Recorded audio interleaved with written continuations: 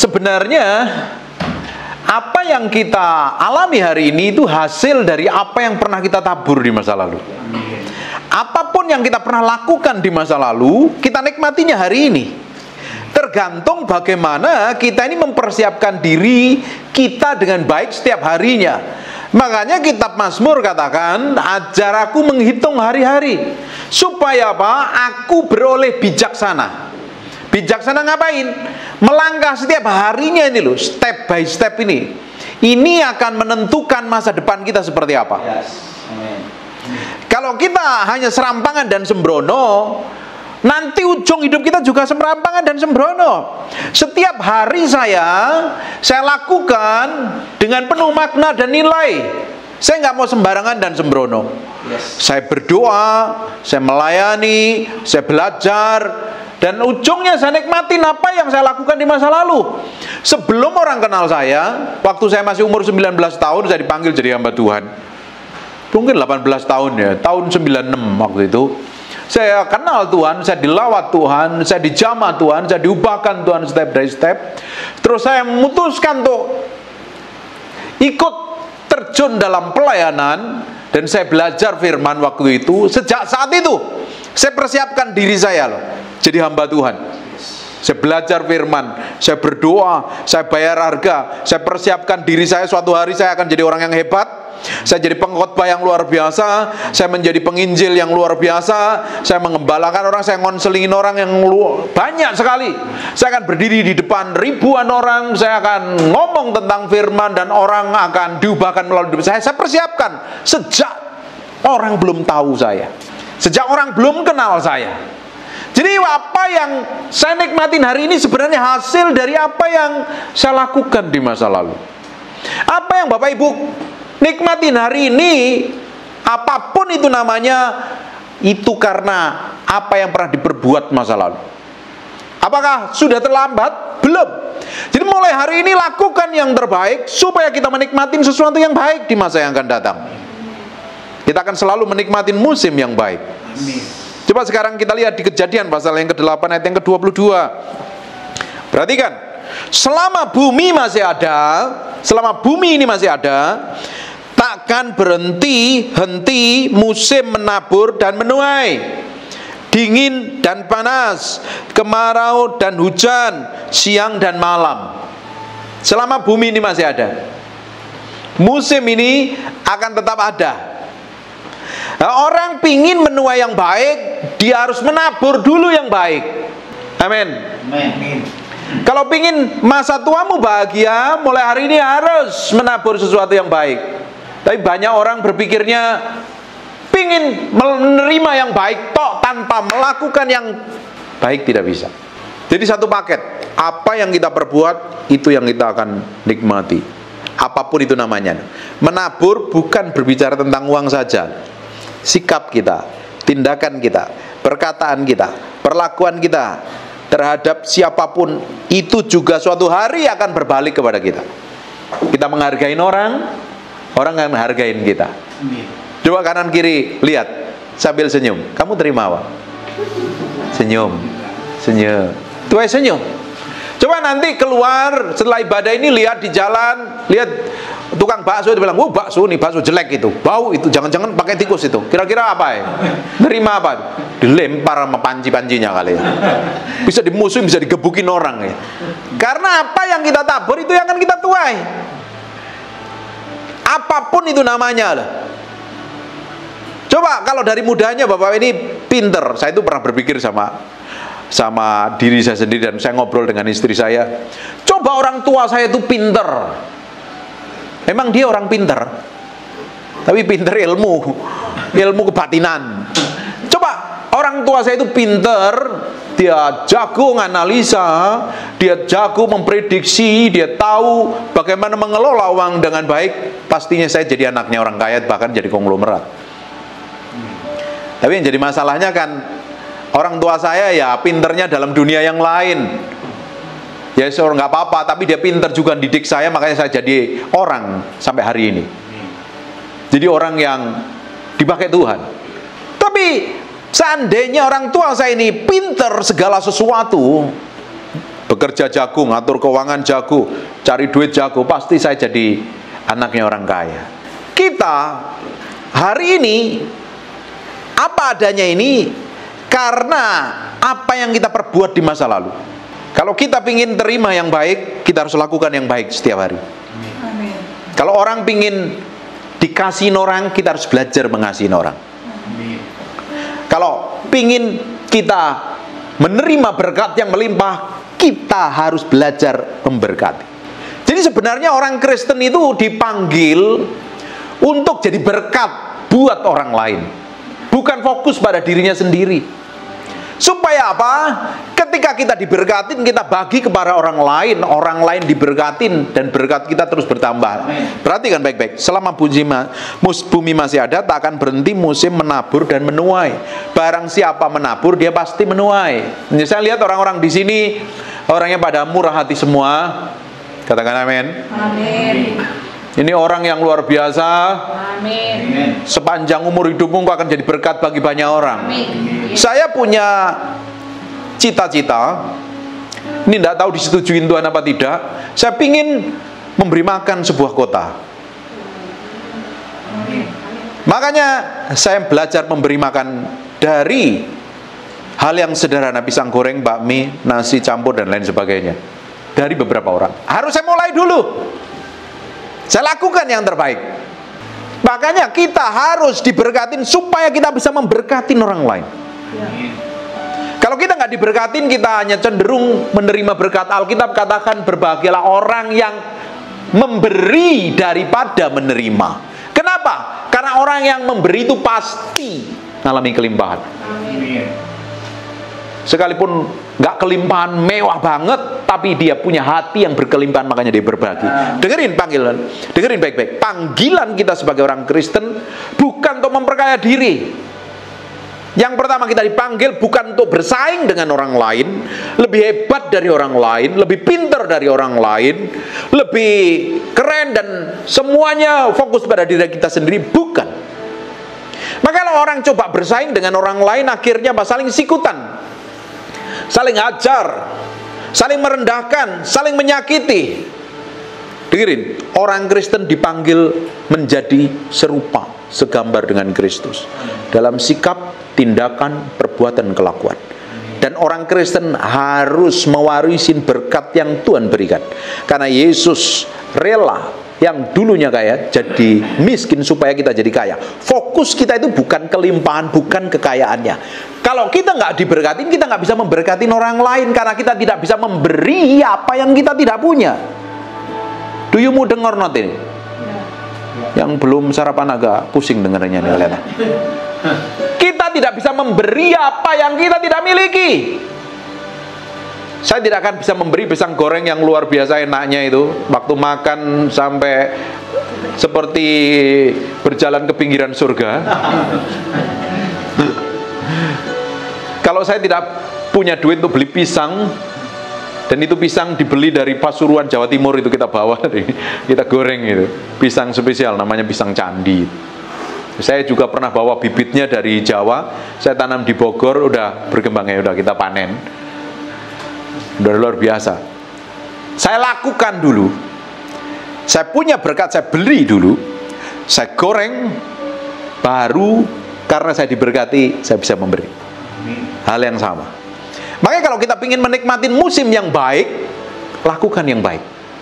Memang kadang kita diizinkan tadi lewat padang gurun, lewat musim yang tidak baik. Sebenarnya musim-musim yang tidak baik itu kita ngapain? Ngetes hatimu, kamu itu jadi orang Kristen sebenarnya apa enggak? Sejati apa enggak? Kalau di sini kan kelihatan baik semua, kudus, suci, tak bercacat celah, semua yang pria ganteng-ganteng, keren-keren seperti Yusuf, yang wanita seperti Maria. Wah, pasangan yang luar biasa, orang yang takut akan Tuhan dan luar biasa. Tapi ini kan nggak membuktikan sebenarnya kita siapa. Tapi waktu kita dicaci maki, waktu kita ngalami kekurangan, waktu kita dituduh, waktu kita ngalami himpitan, tekanan, waktu kita ngalami aniaya, waktu kita ngalami masa-masa sulit, reaksi kita itu seperti apa? Itu sebenarnya kita lah, sejatinya kita di hadapan Tuhan. Semakin kita bisa mengendalikan diri, semakin berjalan bersama Tuhan, semakin ngerti prinsipnya Tuhan, kita semakin diubahkan. Step by step. Hidupmu semakin penuh makna dan nilai. Amin. Cucumu diberkati. Mantumu diberkati. Anakmu, tetanggamu, siapapun diberkati melalui hidupmu. Karena orang melihat Kristus yang manifestasi melalui kehidupan kita. Dan kehidupan kita, masa tua kita dijamin Tuhan. Tidak ada yang keleleran, tidak ada yang kekurangan, dicukupkan. Apalagi ngerti firman ini, prinsip ini. Selama bumi masih ada, musim menabur dan menuai. Tidak mungkin ketika saya tanam pohon alpukat, rambutan yang banyak itu, suatu hari saya nggak akan panen. Bahkan kita udah panen jambunya, karena saya tanam bibit jambu. Semakin saya banyak tanam bibit, tinggal tunggu waktu pertumbuhannya dirawat dengan baik, pasti akan menuai. Banyak orang Kristen pingin menuai tapi tidak mau menanam, tidak mau menabur. Akhirnya ngapain? Gigit jari. Tuanya menderita. Kalau pingin menerima semua kebaikan yang Tuhan mau janjikan dalam hidupmu, mulai hari ini melangkah bersama Tuhan. Lakukan yang terbaik. Engkau akan menerima setiap musim yang baik dalam hidupmu. Amin. Jadi mulai hari ini belajar menaruh hati kita ini sepenuhnya di hadapan Tuhan. Jadi jangan hanya puas datang ibadah. Di luar ibadah, kekristenanmu harus manifestasi real, jadi berkat bagi banyak orang. Ibadah ini kan kita dengerin firman. Ibadah yang sejati adalah ketika kita praktek firman di luar gereja, di luar gedung ini. Waktu kita memperlakukan orang lain, waktu kita bersikap, bertindak, ngambil keputusan, harus sejalan dengan firman. Alkitab katakan kalau kita ini berjalan sesuai dengan firman, Tuhan berjanji di Mazmur pasal yang pertama, orang yang tidak duduk dalam kumpulan orang fasik, orang yang tidak duduk dalam kumpulan pencemooh, yang sukanya Taurat Tuhan siang dan malam, dia seperti pohon yang ditanam di tepi aliran air. Saya tanam pohon itu ada yang dekat air, ada yang nggak dekat air. Yang kekurangan air kering mati. Tapi yang dekat air subur, pertumbuhannya bagus sekali. Nah, kekristenan kita ini harusnya disertain Tuhan. Kita semua disertain Tuhan. Amin. Ada Tuhan dalam diri kita. Amin. Kita ini menerima kehidupan seperti perempuan yang kedapatan istri suaminya banyak itu. Ketika dia minum air di sumur, di Yohanes pasal yang keempat, pernah baca? Nggak pernah baca? Nanti di rumah belajar ya. Ketika ketemu Tuhan, dikasih air itu tidak hanya sekedar minuman, tapi air yang diberi itu menjadi mata air, sumber mata air. Di Yohanes pasal yang ke-7 ayat 37-38 juga ngomong yang sama. Ketika kita menerima Tuhan, kita menerima sumber mata air yang mancar dari kehidupan kita. Harusnya kehidupan orang Kristen itu tambah hari, tambah berbeda, tambah berbuah.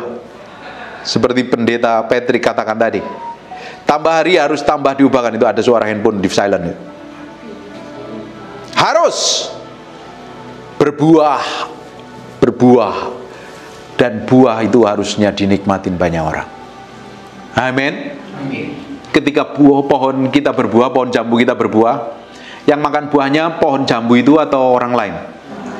Dengerin baik-baik ya. Ketika Tuhan buat kita berbuah, fokusnya buat diri kita lah. Buah itu bukan untuk pohonnya, tapi untuk dinikmatin orang lain. Amin. Ketika hidupmu berbuah, berjalan bersama Tuhan, hidupmu akan diberkatin Tuhan. Saya udah pernah ngomong seperti ini. Di Galatia 5 ayat yang ke-22 dikatakan ada buah Roh Kudus. Itu kita akan miliki kalau kita setiap hari bekerja sama, berjalan bersama Roh Kudus.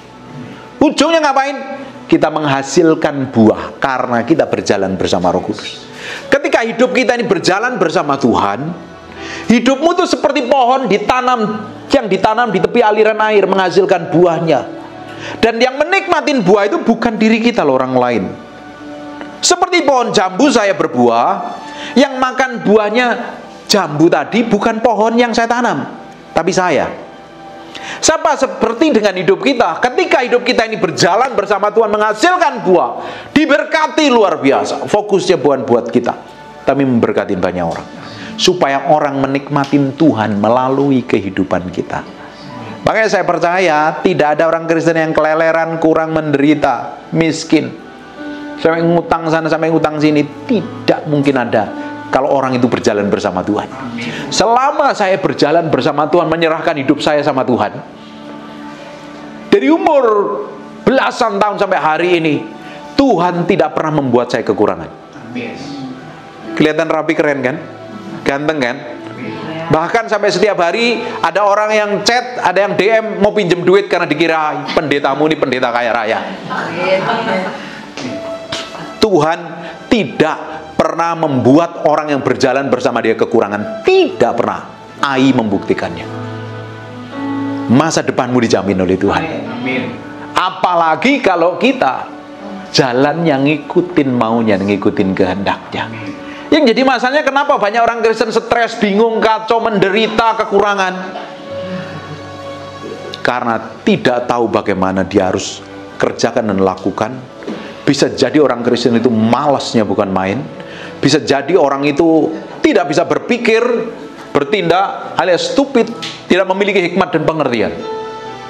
Orang Kristen harusnya jadi orang yang lebih pintar daripada orang lain yang tidak kenal Tuhan. Karena kita ngerti firman, ada Roh Kudus yang tinggal di dalam diri kita, ada Roh Kudus yang menuntun hidup kita berjalan, dan apa saja yang kita kerjakan Tuhan akan buat berhasil. Amin. Amin. Amin.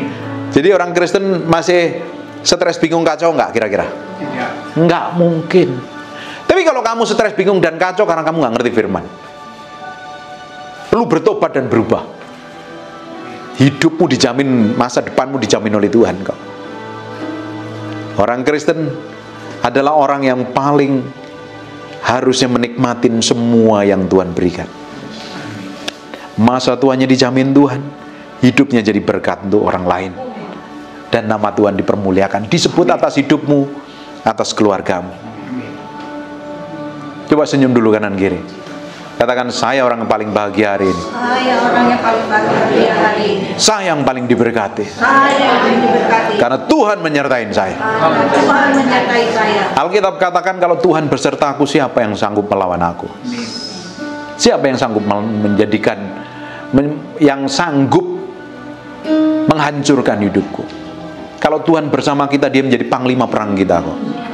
Tidak mungkin kita akan kalah. Kita kalah karena kita memutuskan untuk kalah, menyerah sebelum berperang. Ngomel, gerutu, ngeluh, komplain, dan tidak mau melakukan apa-apa. Lakukan bagianmu sampai hari ini. Pak, saya udah pensiun, ada bagian yang harus kita kerjakan. Tanya Tuhan, apa yang harus saya kerjakan? Buat hidupmu begitu bermakna, bernilai setiap harinya. Amin. Amin. Ketemu orang pun di tempat ngopi, di pasar, ketemu di restoran, ngobrol, orang bisa menikmatin Tuhan melalui kehidupan kita. Amin. Enjoy nggak? Kalau setiap hari orang diberkati melalui hidupmu, kira-kira kamu itu jadi orang yang berharga atau enggak? Tiba-tiba besok ketemu orang yang stres, bingung, kacau, udah mau bunuh diri. Ketemu Pak siapa? Pak Hendrik. Loh, kamu kok mukamu kelihatan bermuram durja, ngapain? Putus asa, om, stres. Sini duduk bareng. Itu orang yang putus asa mau bunuh diri, ketemu Pak Hendrik nggak jadi bunuh diri. Jadi berkat seluruh keluarganya. Ada orang lagi di pasar, hidupnya suntuk karena nggak tahu apa yang harus diperbuat, ketemu Buni ini di pasar. Diajak ngobrol sebentar, mereka diberkatin, dibuka, akan disingkapkan kebenaran, dan ternyata orang itu dipulihkan. Keren nggak itu? Kira-kira hidup kita penting apa nggak? Hidup itu sepenting itu, akan mempengaruhi banyak orang. Kadang kita hanya fokus pada diri kita sendiri, kita nggak tahu apa yang Tuhan mau dan Tuhan inginkan, kita menjadi orang yang egois. Dengerin Pepe, kalau kita berjalan setiap hari bersama Tuhan ya, banyak orang diberkati melalui hidup kita. Banyak orang diubahkan melalui hidup kita. Kita akan melihat hidup kita ini sangat powerful pengaruhnya. Amin. Amin. Amin. Bangkit berdiri sama-sama. Naralamu sanamu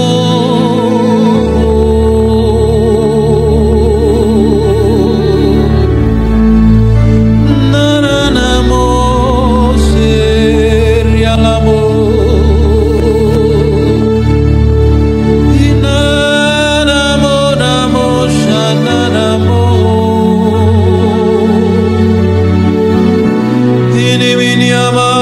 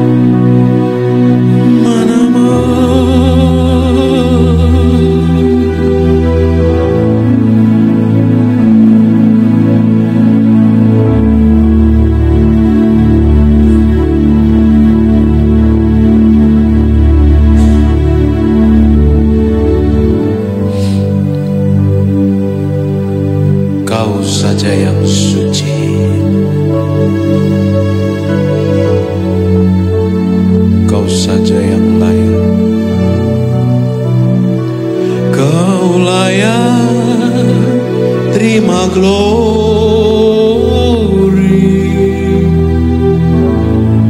Yesus kau Tuhan, kau saja yang suci,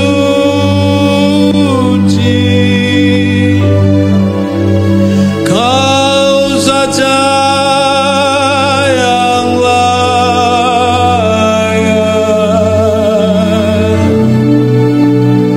kau layak terima glory.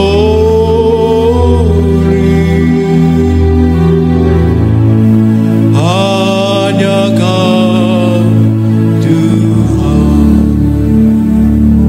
Terima kasih Roh Kudus. Terima kasih.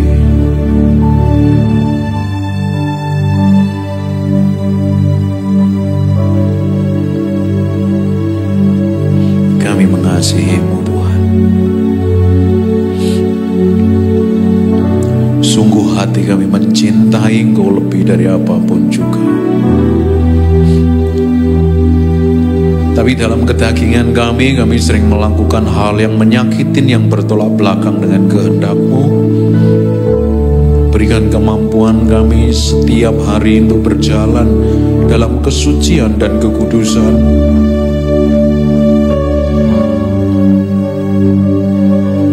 Kami tidak mampu berjalan tanpa Engkau Roh Kudus. Pegang tangan kami, pegang hati kami. Lihat sampai kedalaman batin kami mencintai Tuhan. Kami mengasihi Engkau. Kami ingin berkemenangan setiap hari. Dapatin kami menjadi orang kesayangan-Mu. Terima kasih. Terima kasih. Kami mau belajar apa yang Kau mau, Tuhan. Terima kasih. Dalam nama Yesus. Haleluya. Amin. Amin.